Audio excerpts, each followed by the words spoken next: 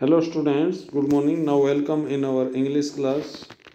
Student, today we shall read the poem The Snake Trying. In this poem, the poet wants to convey the message that all the snakes are not so poisonous, not so harmful as human being has started to think. जैसा आदमी ने सोचना शुरू कर दिया है कि जैसे ही whenever they see any type of snake, they try to kill it, whether it is poisonous or not. कोई भी सांप दिखाई देते ही वो उसको मारना उचित समझते हैं, उसको मारने की कोशिश करते हैं, चाहे वो उनके लिए फ़ायदेमंद हो या नुकसानदेह हो. So, but the poet wants to tell us that we should give protection to all creature of God, and in such type of creature snake is also involved. लेकिन पोइट ऐसा कुछ मैसेज देना चाहता है कि when a snake doesn't do any attack, then why should we do attack on snake? जब snake जो है वो अटैक नहीं करता तो हम क्यों उसके ऊपर अटैक करें. So let's start the poem. The snake trying means the snake is trying. Here word is missing. In poetry, poet has a license to use his wording according to his own style. अपने style से वो अपनी wording को use कर सकता है. The snake is trying to escape. To escape means to relieve the pursuing sticks. Pursuing means chasing, following. And to escape means to protect. कोशिश कर रहा है सांप जो है वो कोशिश कर रहा है अपने आप को प्रोटेक्ट करने की, अपने आप को मुक्त करने की. escape means मुक्त करना. किससे? pursuing sticks. जो स्टिक पीछा कर रही है उससे वो बचने की कोशिश करता है. अब ये स्टिक आप देख रहे हैं. This stick is chasing the snake. ये स्टिक जो है पीछा कर रही है सांप का. जहाँ जहाँ सांप जाता है वहाँ ये स्टिक पहुँच जाती है. With sudden curving of thin long body. With sudden curvings of thin long body. लंबी पतली टेढ़ी मेढ़ी जो है कितना सुंदर शरीर होता है सांप का. उसके साथ ये कर्विंग मीन्स ट्विस्टिंग, मोड़ खाते हुए इस तरह से जिग जैग वे में. यानी इसकी जो चाल है वो भी बड़ी ही टेढ़ी मेढ़ी अपने लंबे पतले शरीर के साथ होती है. How beautiful and graceful are his shapes. कहता है कि कितना सुंदर और कितना शानो शौकत से भरा उसकी शेप होती है, उसकी आकृति होती है. किसकी? सांप की. So the poet wants to convey the message that the snake to which we think not so good, not so beautiful, if we see the snake as per the eyesight of the poet, then we shall find the beautiful body of the snake. यदि हम poet की आँखों से, poet की नज़रों से देखें सांप को तो वो हमें बहुत सुंदर दिखाई देगा. मतलब पोइट की नज़रों का मतलब पोइट की तरह अगर हम सांप को देखें तो हमें अति सुंदर दिखाई देगा. लंबा पतला शरीर, कितना शानो शौकत से भरा हुआ उसकी चाल, और वो बेचारा कोशिश करता है उस छड़ी से अपना पीछा छुड़वाने की जो उसका पीछा कर रही है. He glides through the water away from the stroke. Stroke means hitting of the stick. Prar. Glides means moves. He moves through the water away. वो पानी से दूर मूव करता है.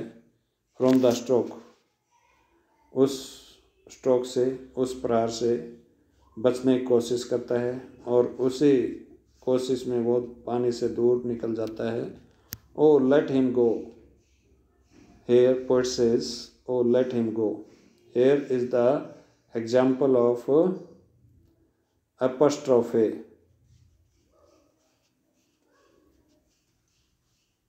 Apostrophe,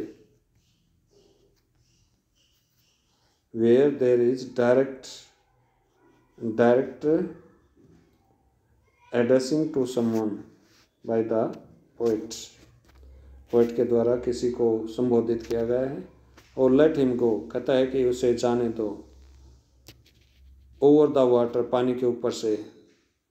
into the reeds, reeds means water और marsh plant with thick stems, जिसको हिंदी में सरकंडा बोलते हैं।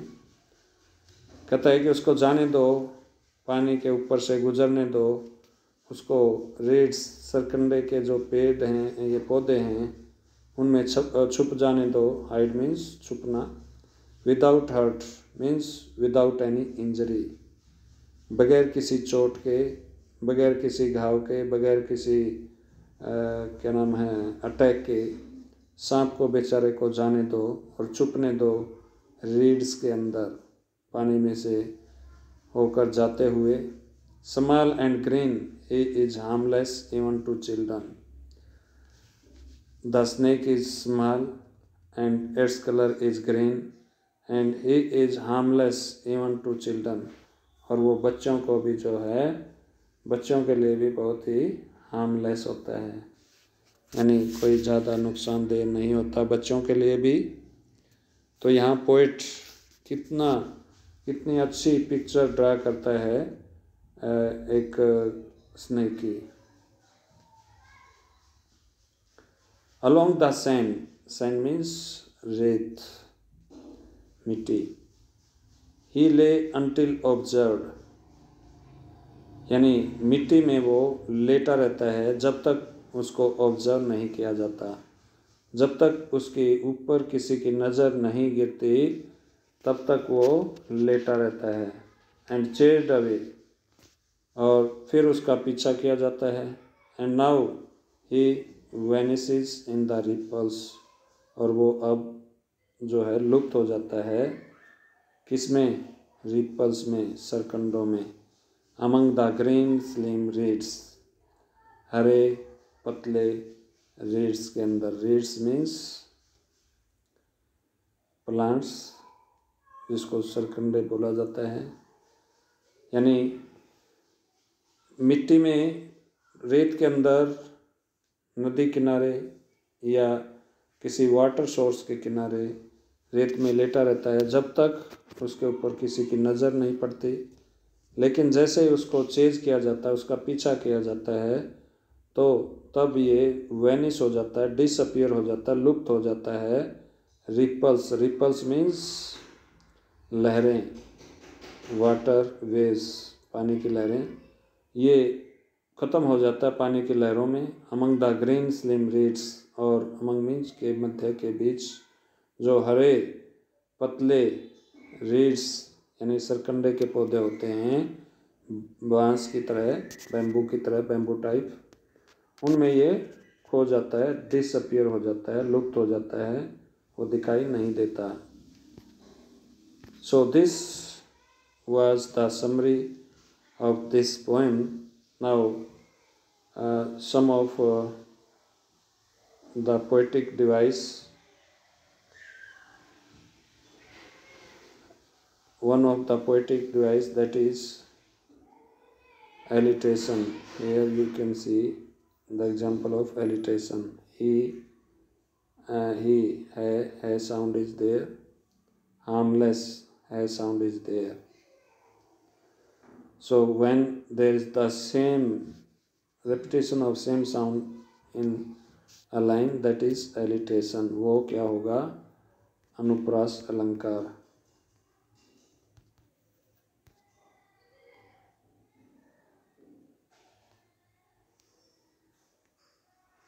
और इसके साथ जो है, इसमें हम कह सकते हैं कि कोई प्रॉपर राइम स्कीम नहीं है, क्योंकि यहाँ ट्राइंग, यहाँ स्टिक, यहाँ थिन, यहाँ फुल और यहाँ सेप। तो ये फ्री वर्स में लिखी गई पोएम है। फ्री वर्स का मतलब where there is no rhyme scheme, no rhyming pair in the poem, that is a poem written in free verse. Next, there is one of other poetic device, that is pursuing stick। अब जो pursuing stick है ये किसका example है? ये transferred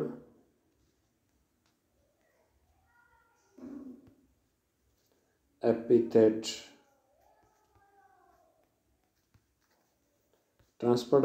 का example है। EPITHET, epithet. Transferred epithet क्या होता है? Where any adjective which does not qualify the noun with which it is there in a line. यानी यहाँ देखिए, ये जो परसुइंग है ये एक ऐसा एडजेक्टिव है जो इस स्टिक को क्वालिफाई नहीं करता, बल्कि किसी और को क्वालिफाई करता है, किसी और की विशेषता बताता है। और यानी ये जो स्टिक है ये थोड़ा पीछा करती है। पीछा कौन करता है? The human being who carries this stick. इस स्टिक को जो ह्यूमन बीइंग लिए हुए हैं। तो ये ह्यूमन बीइंग के बारे में बताता है कि वो ह्यूमन बीइंग जो उसका पीछा करता है सांप का। तो इसलिए ये ट्रांसफर्ड एपिथेट का एग्जाम्पल है। ट्रांसफर्ड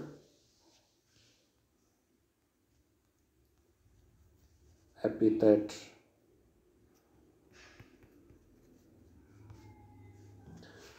तो ये थे कुछ पोएटिक डिवाइस जो इस पोएम में यूज हुए हैं। Now read this poem and find word meaning, and also try to find the question answer in next lecture. We shall discuss the question answer. Okay, thank you.